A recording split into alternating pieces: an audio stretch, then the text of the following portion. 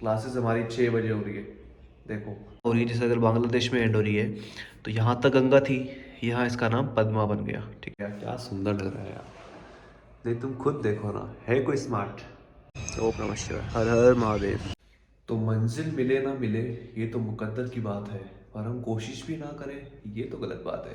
So good morning everyone, welcome back to my blog. Sunrise अभी हुआ नहीं है, क्लास हमारी लाइव चल रही है, और जो कल की वीडियो का सबसे बेस्ट कमेंट था मैं वो यहाँ पिन कर रहा हूँ।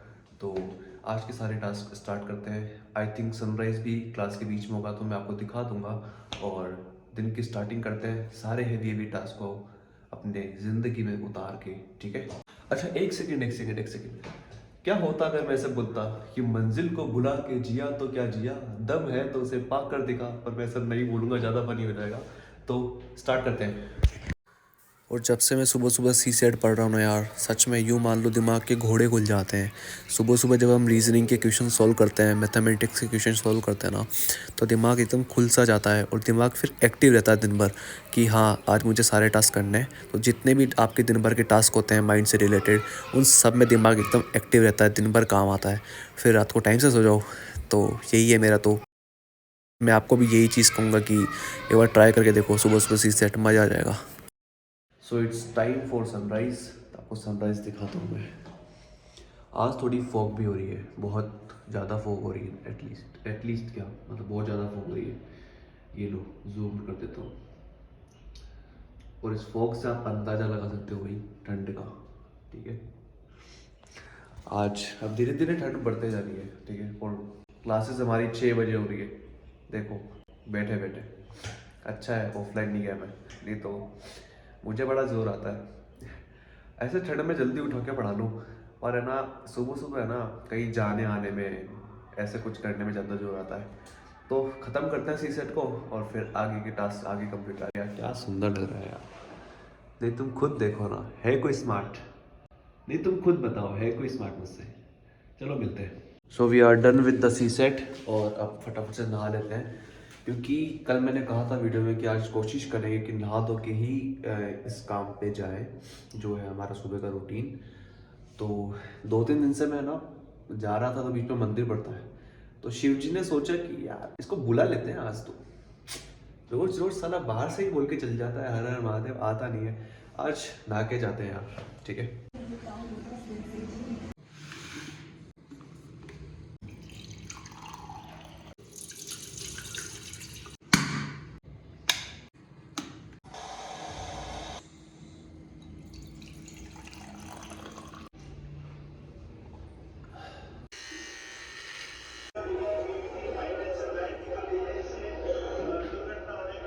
चलते हैं अपने मेन काम पे। स्कैम हो गया गाइस, रोटी खिलाने गया, मुझे लगा कैमरा ऑन है, पर कैमरे ने स्कैम कर दिया, कैमरा ही ऑन नहीं था। सो ये पार्ट स्किप हो चुका है ना चाहते हुए भी।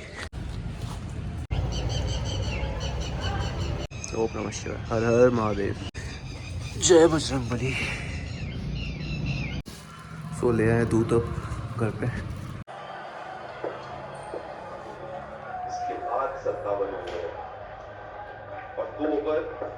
सो नहाना धोना हो गया, खाना पीना सब हो गया।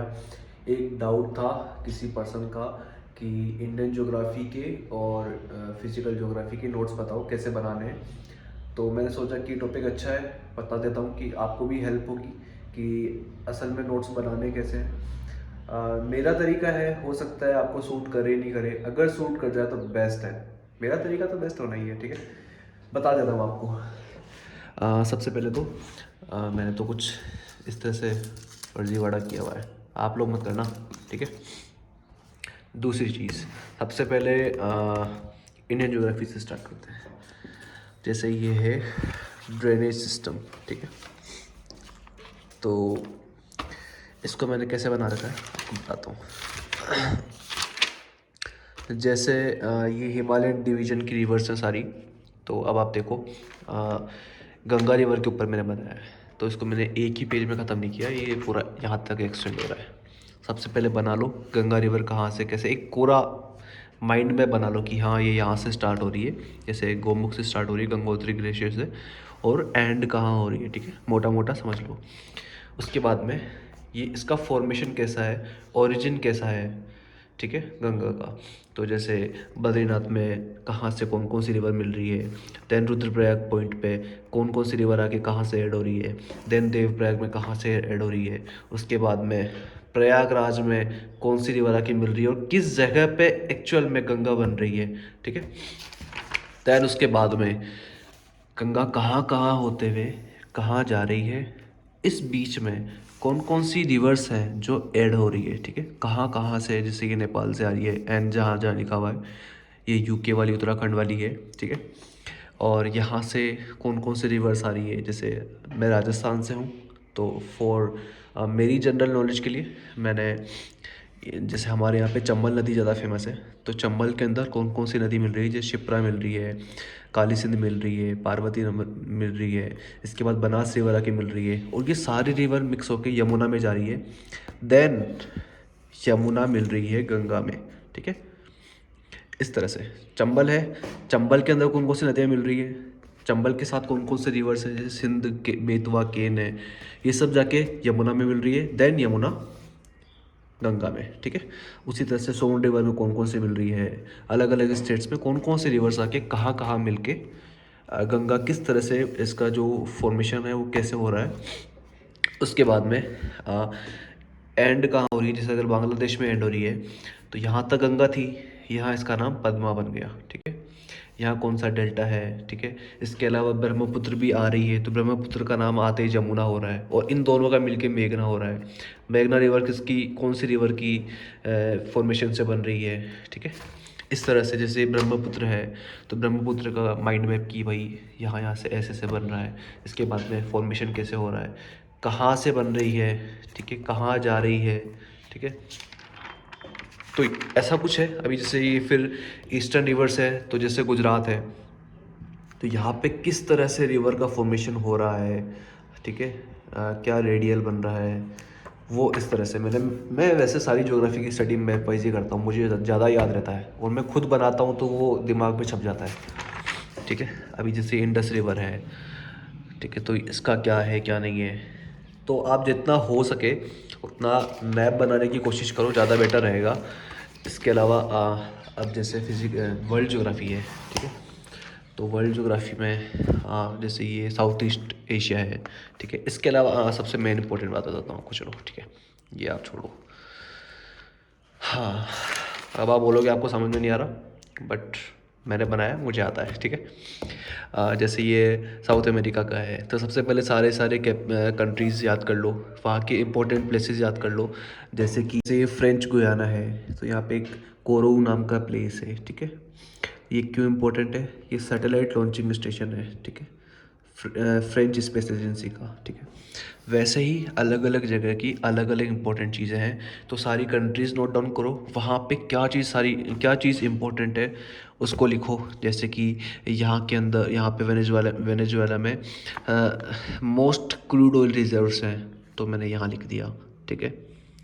तो सारी चीज़ें जो इम्पोर्टेंट प्लेसेस हैं वो सब लिखो। जैसे कि बोलीविया के अंदर places is famous for lithium and have so many lithium deposits, तो ये कहीं पे भी कुछ भी पूछ सकते हैं, ठीक है। लर्न करने के अलग अलग तरीके हो सकते हैं, ठीक है। और जैसे अफ्रीका है तो अफ्रीका में मैंने कुछ ऐसे कंट्रीज़ का बनाया, उसके बाद में सारी लेक्स को मैंने इस तरह से लिखा, ठीक है।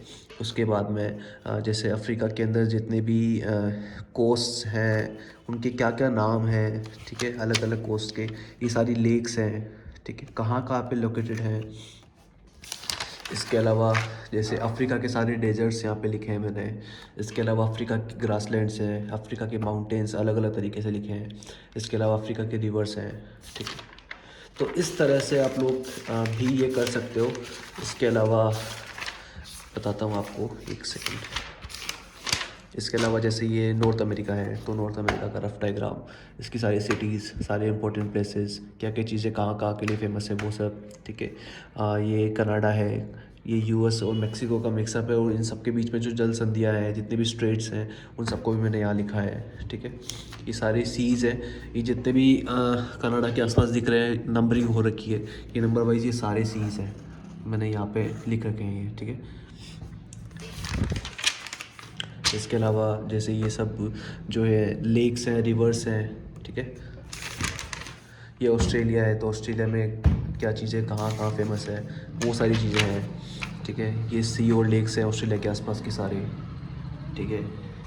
ये ग्रासलैंड्स हैं ऑस्ट्रेलिया के, ठीक है, जैसे न्यूजीलैंड है।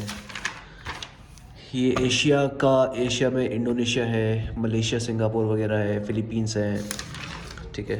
ये म्यांमार है, जापान है, जापान में कौन कौन सी चीज़ें कहाँ कहाँ फेमस है, वो सब चीज़ें हैं। तो इस तरीके से आप लोग भी अपने नोट्स को थोड़े क्रिस्टल क्लियर बना सकते हो। नोट्स ऐसे ही होने चाहिए। मैं आपको हर बार ये बात कहता हूँ कि जब आप नोट्स बनाते हो ना, तो उस टाइमिंग में ना आप पहले देखो कि क्या क्या चीज़ें आप जो पढ़ रहे हो उससे रिलेटेड करंट में चल रही है, क्या क्या चीज़ें पीवाईक्यू में पूछी जा चुकी हैं, वो सबको एक जगह लिख लो।